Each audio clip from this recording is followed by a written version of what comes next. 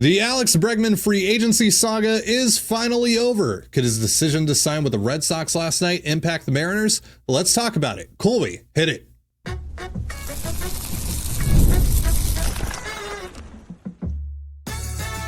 You are Locked On Mariners, your daily Seattle Mariners podcast. Part of the Locked On Podcast Network, your team every day. Ahoy, sailors. It is Thursday, February 13th, 2025. This is Titan Gonzalez and Colby Patnode for the Locked On Mariners podcast, part of the Locked On Podcast Network, your team every day. Today's episode is all about how Alex Bregman's decision to sign with the Red Sox last night could impact the Mariners. We'll be talking a lot about some of the pieces Boston has, how they could fit in Seattle, all that good stuff. But before we do, shout out to our title sponsor today, FanDuel. Right now, new FanDuel customers can get $150 in bonus bets if your first $5 bet wins. Download the app or head to FanDuel.com to get started. And if you want to hear from me and Colby even more and help support the show, check out our Patreon. All you have to do to check that out is click the link in the description of this episode. So, it's finally over. Alex Bregman has finally signed with someone after months of rumors about the Astros, the Cubs, the Tigers, the Mets, and the Red Sox. That's that last team that I mentioned, Boston, who he winds up signing with on a 3-year, $120 million deal with deferrals, opt-outs after 2025 and 2026. Another, what is likely going to be a 1-year deal signed by a Scott Boras client, but that's not what we're here to talk about. So what does this mean for the Mariners? A lot of stuff, potentially. At the very least, he's out of the ALS officially. Now, this was an expected outcome. It didn't seem like the Astros had a real shot at bringing Bregman back, at least for a while, particularly after they acquired Isaac Paredes and Christian Walker. But then, as Bregman's market continued to linger, we started to hear about the Astros again, and then they put in an offer, and then they ramped up that offer, but they just couldn't get that done, and they weren't able to bring Bregman back. So Bregman's out of the ALS. The Mariners don't have to deal with him as much as they've had to in the past. So let's talk about the Astros first here, because we have a lot to go over. Let's just start with the AL West outlook and how Bregman's decision impacts that. Now that Bregman's not going to return to the Astros officially, seems like Houston's roster might be set. So again, they brought in Paredes, but they also traded a top 10 player in the game in Kyle Tucker to get him. They also got a really nice prospect in Cam Smith. They signed Christian Walker, who of course a lot of Mariners fans wanted, and even seemed like the Mariners were interested in potentially going after if they were able to trade Luis Castillo. That of course did not happen. They trade Ryan Presley, and this is coming off of a year in which they went on an insane run. They got off to a terrible start, went on an insane run, won the division. We all know the story about that, and the Mariners blowing the 10-game lead. Don't have to go over that and rehash that. But then brought it up again. Yeah, pretty much. Yeah. But then they lose in the wild card round to the Tigers. So they're in kind of a weird spot right now. How do you feel about the Astros? I think it would be very hard to say that they are a better roster today than they were, on opening day last year, on the last day of the season last year, like however you want to differentiate it. I think it'd be hard to say that they're better. I mean, Kyle Tucker is the 5-10 best players in all of baseball. Bregman is a better player than Paredes. Now you did get an upgrade, in theory with Walker over what you had at first base last year, but there are some red flags with Walker, namely how he's handled the fastball the last couple of years. You traded Presley. You didn't really replace him. Now, Presley wasn't incredible last year, but that's still a veteran reliever with a long track record. They pretty dinged up in their rotation still. So I think when I look at the Astros, I say, look, that's a team that's not as good as they have been in the past. And obviously, Altuve is another year older. The outfield, there are a lot of questions in that outfield right now. So I look at the Astros and I say, look, this is a flawed baseball team. This is the weakest their roster has been for, probably a decade, give or take. And they're still going to be pretty good. Like they're still a formidable roster who is going to compete for the American League West. Absolutely they are. So in a way, Seattle kind of close the gap with Houston without really doing anything, which again makes the offseason that much more frustrating because they should be significantly better than the Astros now. Yeah. But You had the they're not. opportunity to really put your foot on the gas, Mhm. and you didn't. And that's really what's frustrating here. Because, yeah, the all of these teams in the AL West, but specifically the top three teams, they're flawed. They're flawed in different ways, but they're all flawed, and pretty severely in some areas. Astros pitching staff, both in the rotation and the bullpen, has a lot of questions. Mhm. That Rangers starting rotation has a lot of questions. Bullpen, it's in a weird spot because they lost Kirby Yates and David Robertson. Isn't back. But they did add, but they added Garcia. They have some other interesting arms in there, so who knows? Mhm. But that offense is pretty good. I feel like the Rangers had a really, really good offseason, even though that they did trade Nate Lowe. But yeah, all these teams are really flawed, and we obviously know what the Mariners' flaws are. So, and that's what makes this division, the discourse around the division in general, so difficult and so interesting, because all three of these teams, I mean, it's pretty much the same conversation that we've had for different reasons, of course, but about the Mariners, where we're like, yeah, they're probably an 84, 86 win team, which that leaves room for them to be like a 90 win team, and also room for them to be like a 77 win team. I think you could say the same thing about the Rangers and the Astros as currently constructed right now. I think as things sit right now, the winner of the American League West is going to be the team that is the healthiest throughout the year. And you know, that's a bummer because injuries are an X factor. You can't really predict them. You're not really, I mean, you can be like, hey, is Jacob deGrom more likely to go on the IL than like Logan Gilbert? Yes. I mean, just outright yes.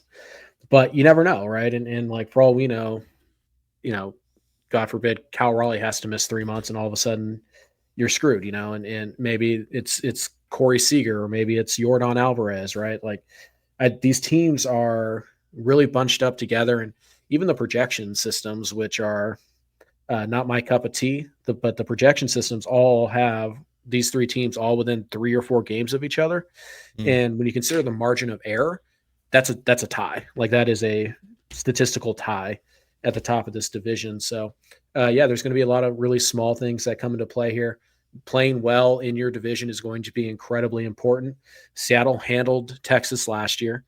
They have been good against Houston for the last 3 or 4 years now. So, you know, they need to continue to do that to have a shot to win the American League West. But it does feel like these three teams are going to be bunched up for most of the year. And if one team does, you know, get out to a little bit of a lead, it's not going to be safe because all three of these teams are capable of rattling off a lot of wins in short order for different reasons. So Houston is worse. Doesn't mean they're bad. It doesn't mean they're, you know, not as good of a roster as you are. I think you're about on par with Houston, and I think you're about on par with Texas, again, with different strengths. But overall, the talent of the roster, I feel, is very similar. So I expect a drag out, you know, knockdown, drag out 3-team race. And, you know, Oakland has gotten a lot better as well. So there's going to be fewer easy wins in there. Right. And then the Angels just exist. So, you know, we know how hard they play the Mariners for some reason. But yeah, the American League West it's not like stacked. I wouldn't say the American League West is stacked. But what I would say is that the American League West is pretty balanced. So and there's a lot of floor yeah in the West. I don't see and any also 100 limited ceilings. I don't see any 100-win teams. I don't see any 100-loss teams in the American League West. And Yeah. It does feel like, obviously, you know, everything can kind of crumble on a team. Like if Mike Trout gets hurt again and the pitching's like, could Anaheim lose 95 to 100 games again? Sure. Yeah. Are they likely? I think they're probably a 72 to 75 win team. I think Oakland is probably that. And I think the winner of this division is probably going to have right at about 90 wins, would be my guess. I would think about 88 to 90. What did the Astros have last year? I think 88. Yeah. And it feels like, even though the Rangers added quite a bit this offseason, the Astros did a lot of stuff, still feels like the mark to win the division is roughly the same as it was last year. So Yeah. Yeah, the Astros not getting Bregman, though, certainly helps the Mariners. So now let's talk about how Bregman going to Boston could potentially help the Mariners in just a moment. But first, a reminder, this episode of the Locked On Mariners podcast is brought to you by FanDuel. When the game tips off, the NBA action is just getting started, and there's no better place to get in on it than FanDuel, America's #1 sportsbook. With FanDuel, you can place live bets throughout the game. So even if you miss the opening tip-off or want to bet on a fourth quarter comeback, you can stay in the action. And if you're looking for a bigger payout, you can even combine your live bets into a same-game parlay. I love using FanDuel's live betting feature because it keeps every moment of the game exciting. Whether I'm backing my team for a late-game rally or picking a player to hit a clutch three, I never feel like I missed my chance. Plus, the app is super easy to use, and when you win, you get paid instantly. Right now, new FanDuel customers can get $150 in bonus bets if your first $5 bet wins. Just visit FanDuel.com to join today. That's FanDuel.com for your shot at $150 in bonus bets. Make every moment more with FanDuel, the official sports betting partner of the NBA. You're listening to the Locked On Mariners podcast. So, what does Alex Bregman signing with the Red Sox mean in terms of the trade market for the Mariners? Daniel Kramer, a few weeks ago, reported that the Mariners were waiting on Bregman to sign somewhere because they felt that it was going to create some sort of trickle-down effect on the infield market that they could take advantage of. They wound up deciding only a few days later, we're actually not going to wait anymore. They wound up signing Jorge Polanco, right? But now that Bregman has signed with the Red Sox, a team that we know the Mariners have had a lot of conversations with this offseason, could that reopen that line of communication? So Bregman, it really depends on where they're going to deploy him positionally. It seems like second base is the obvious answer here, though we don't have a definitive answer yet.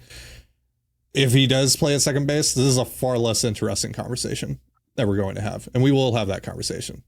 But let's have the more fun conversation first and foremost, because content, baby. Rafael Devers, not good at third base. Really good player, just not good at third base. He's been worth a negative 14 outs above average over the last 2 years combined. So that has obviously sparked the idea that, hey, they could move him to first base, put Bregman, who's still pretty good at third base, over on the hot corner. Boom, there you go. But they, of course, have Triston Casas, who we've talked a lot about on this show because of the conversations the Mariners had with the Red Sox back in November and December.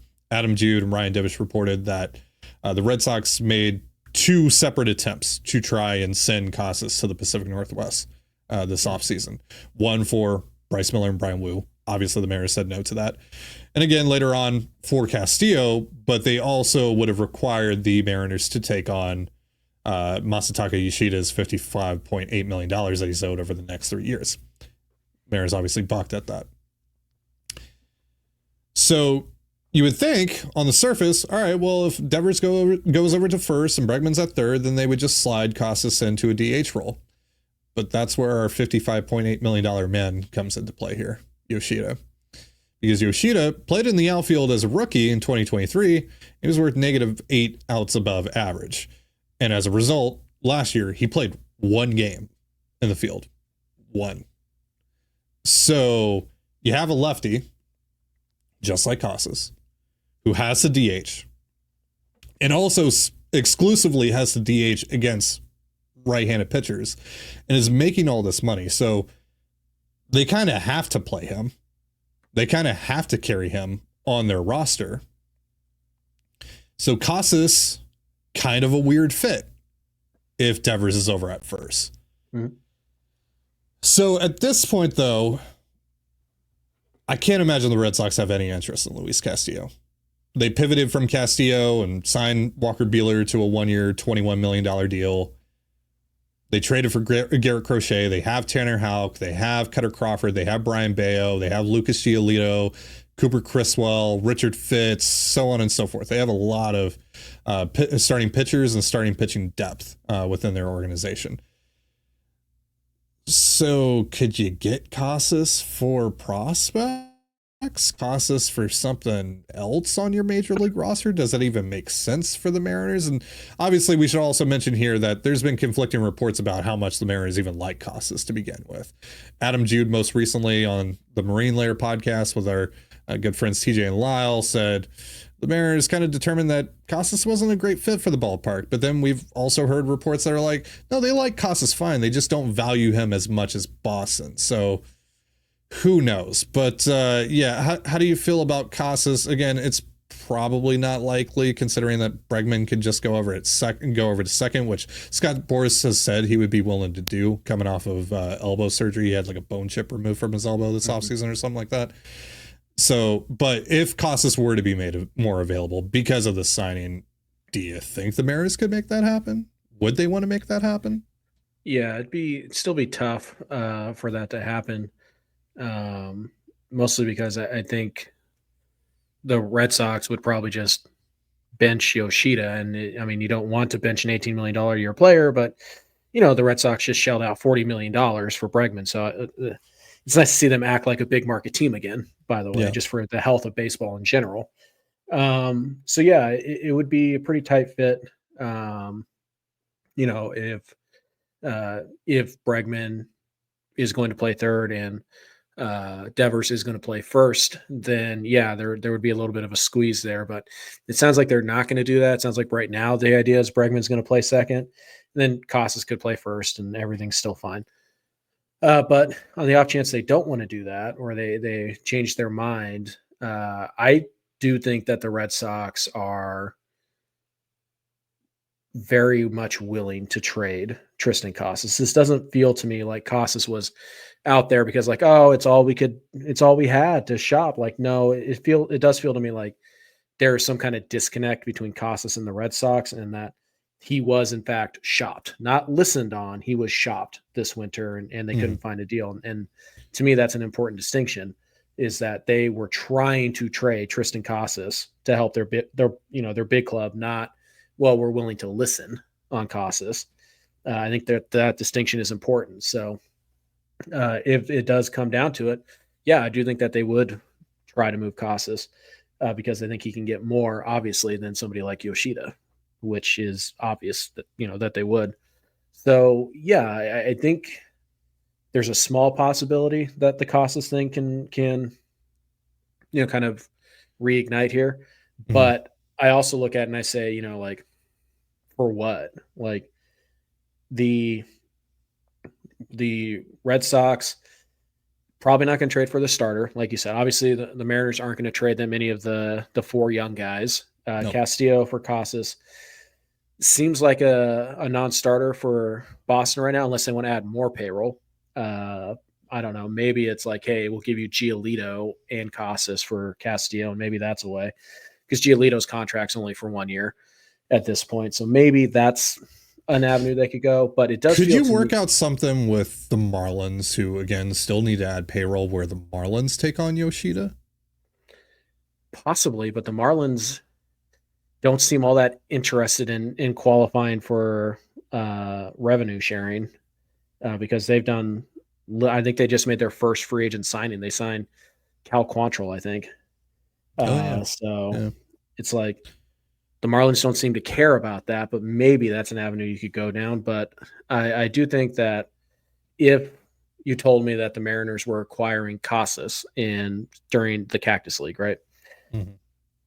My question would be not what prospects did they give up. It would be, did they give up Brash or did they give up Munoz? I think that's the only way that this type of deal would work right now based on where the two teams sit. In July, all bets are off, right? Like if Devers is so bad at third that they finally have to move him to first, and then Bregman plays third, and now they bring up Campbell, who is now kind of blocked a little bit to play second, although Campbell can play in the outfield as well, but whatever. Right now they want Campbell to play second. Mm-hmm. So there's a way where, midseason, even if the Red Sox are good, that they would trade Casas. But right now I look at this Red Sox team and I go, okay, so assuming they're not going to take prospects for Casas, which I think is probably a safe assumption. I think at that point it's like, okay, it's Brash or it's Munoz. And if you're the Red Sox, why would you take Brash right now? Like, you don't know if he's healthy. You don't know when he's going to pitch.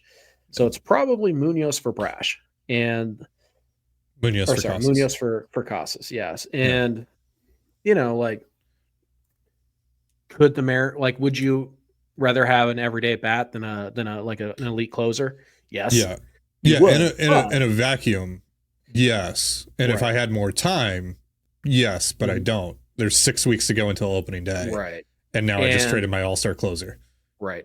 And run prevention is what the Mariners are built on, whether we like it or not. Yeah. They're going to try and give up fewer runs because there's just a cap on how many runs they can score based on the home ballpark they play in. Yeah. So, and if it's true and they don't think Casas is a great fit for T-Mobile, there's no way they even entertain that. So, yeah, I just don't see a deal where Casas comes over unless it's for pure prospects. I don't see the point in the Red Sox doing that. And then it just seems like they like Casas. They don't love but they would only acquire Casas on their terms, and their terms are pure prospect return. Right. Or it's the Godfather offer for Castillo. Right. So sure. Yeah. Yeah. I don't see it between Casas and the Mariners right now. Again, in July, things can be different. There's 3-team trades that could be worked out there. And there's a still small chance that you could have a 3-team trade, in spring, certainly. It does feel like every year these bigger kind of, these big name players get moved in spring training or early in the regular season more and more often. So I wouldn't rule it out entirely for this year. I just think it's highly unlikely that Casas is playing for anyone but Boston on opening day this year. And the Mariners, again, unless it is some out of left field, they're willing to trade Andres Munoz and just hope that they can, bandage together a back end of the bullpen with, injured Matt Brash and whatnot. Unless that is the case, I don't see it making really any sense for either side at this stage. You're listening to the Locked On Mariners podcast. So the likely outcome that Bregman does start the year at second base, Devers is at third, Casas at first. Bregman is still blocking a couple of guys at second base and potentially makes them available via trade. One guy, probably the most notable guy that we'll talk about out of this group, is Vaughn Grissom, who's also blocked at shortstop by Trevor Story. Grissom has carried a lot of hype around him for the last few years, dating back to his time with the Braves organization. He was a big piece in the big piece in the Chris Sale deal a year ago. First year in Boston didn't work out for him. He got hurt, injuries, and just general poor performance. He hasn't been very good. They've stunted his major league career so far, but he's only 24 years old. He has a minor league option left, and he's apparently put a lot of work in on his body this offseason. Craig Breslow said that he added 20 pounds of muscle this offseason, which might not necessarily be a good thing, but he is clearly attempting to reinvent himself, and he's putting a lot of effort into kind of, putting himself on the right course here. Mm-hmm. So Grissom obviously plays at a position of uncertainty for the Mariners right now. Yeah. Dylan Moore is currently slated to be the everyday man there. We've talked about that ad nauseum and how, you're taking him out of the role that he's actually really good in. We've seen him be an everyday player on occasion when guys have gone down and he's gotten overexposed, right? And then you got Ryan Bliss, who again had a pretty good series against Miami, pretty good series against Cleveland last year, had some good moments, sporadically here and there. But overall, mixed bag, right? Overall, Ryan Bliss is still unproven. And you're hoping that those guys can at least hold down the fort until, hopefully, Cole Young proves he's ready for the majors. And he's ready to play every day at second base. That's essentially the plan right now at second base for the Mariners. So would you be interested in taking a shot on Grissom? Sure. Obviously, the cost is pretty important here. He does have a minor league option left. So, they're like, I don't know if Grissom, do I feel so much better about him than I do Ryan Bliss? not really. But Grissom does have that former top 100 prospect pedigree that we know that Jerry really likes, and obviously he's been a high performer, high minors performer. Pretty much the last 2 or 3 years, and he does play a position of need. So yeah, I could see Seattle maybe taking a shot here. I think this is one of those cases where you're either trading a extra bullpen arm that you have, or you're trading a non-40 pretty decent prospect to bring him in. Maybe somebody like, I don't know, Ty Pete might be too much, but somebody like that who's a couple years away and there's upside there. So yeah, Grissom could be a guy who could be had really cheap, or he could be moderately expensive. It kind of depends on what the Red Sox view him as and where they view, does he have any path to a role? Can he play left field for us for, 50 games or something like that? Mm-hmm. So yeah, Grissom is interesting. I think the cost would have to be very favorable, but Seattle and Boston have talked a lot this winter. They understand what each other's looking for. And so if Grissom is moved, I would think that Seattle would be one of the teams that they would call, simply because, again, they have a need at second base. They have budgetary restrictions that Grissom doesn't impact one way or the other.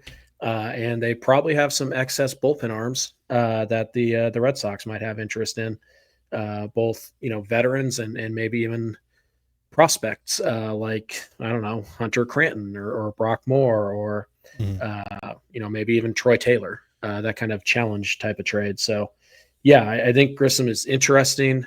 Ultimately, at the end of the day, unless it is just like an incredible bargain, I feel like Seattle's probably going to be like, we'll roll with Demo and Bliss, and then Young will be up before too long, and we'll just kind of go with that. Mm-hmm. So if not Grissom, there's Ceddanne Rafaela, but the Red Sox really like him, and he might be part of their outfield plan right now, it seems. So he's probably off the table. David Hamilton, maybe. But Hamilton, to me, the Mariners would probably view him as someone to backfill Moore's role, while Moore is playing every day at second base. Yeah, which is still valuable. You really could use some speed and athleticism off your bench. But on that note, couldn't the Red Sox use him for the same exact reason? Sure, but they have Grissom, they have Campbell, they have young, athletic, explosive players already in the org. For what it's worth, I did hear that Hamilton was a guy the Mariners asked Boston about last winter, and they instead got Samad Taylor. They were interested in that type of player, a speedster who can kind of play the outfield and the infield a little bit off the bench, who performed in the minors. And so, do they still like Hamilton that much? Maybe. Are they still looking for that type of player? Yeah, I think you're always looking for that type of player. So, I do think that he was good last year. He was good. Only a 92 WRC plus at the plate, but he was almost a 2-win player by FanGraph standards. Right. And that's going to cost you a little bit. Like, that probably is going to cost you a Troy Taylor, probably is going to cost you a Gregory Santos. And so, it might be a little too expensive, but, again, just for the record, I did hear that the Mariners were asking about him last year, although I think that was specifically because they were looking for a specific type of player, and Samad Taylor fills that role. And Taylor's still in the org, not on the 40-man, but he's still in the org. So do they feel good about where they're at with that, or do they want Hamilton? And the nice thing about Hamilton is not only does it backfill kind of Dylan Moore's role for this year, but Demo's a free agent after this year, and Hamilton will still be making league minimum. And the Mariners really don't have a replacement for Demo in their org as things sit right now. Could that be Ryan Bliss? Could that be Leo Rivas? Sure, it's possible, but I think that they would like somebody who can also play the outfield with some regularity and do some of the things that Demo does. And Mariners just don't have that guy in their org right now. So maybe Hamilton is a guy that they go out there and like, hey, he's Demo this year and for the next 4 or 5 years. So we do know that the Dylan Moore role is one the Mariners do value. So, they extended Dylan Moore And which is also why it's weird that they're rolling with him as an everyday guy. Now they don't have many options right now, but right. But yeah, it is a bit weird that because of how much they valued that role, and they obviously know what Moore's look like in that role relative to playing every day. Yeah. You know, we're not the only ones like talking about that. It's not like this is like a secret that only Colby and I know. So it's weird that they're like, yeah, Moore's the guy now. We're giving him the keys, and I guess Leo Rivas is filling that role a little bit. I guess the idea is basically just do what they did last year when JP was on the IL, which is we just roll with Dylan for a month, 6 weeks, and then Rivas just fills that role. And then once our long-term answer is ready to go, then Demo just reverts back to that bench role, which would be more palatable if your third baseman wasn't a walking hamstring injury. So, yeah, things can get pretty dicey pretty quick. So a guy like David Hamilton does have value to you, even if he is just a bench player for you.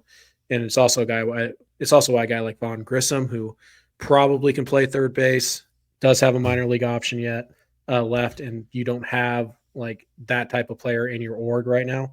That's why even giving up a little something to get him and stash him in AAA might be well worth it. All right, well, that's going to do it for our show. Thank you so much for joining us here on the Locked On Mariners podcast. For Colby Patnode, I'm Titan Gonzalez. Be sure to give us a follow on Twitter at @LO_Mariners. You can follow me at Titan Gonzalez and Colby at CPAT11. That's CPAT11. We're also on Blue Sky. You can follow me at TDG, Colby at MLB Colby, and the show at Locked On Mariners. Have yourself a beautiful baseball day, and we'll see you next time. Peace.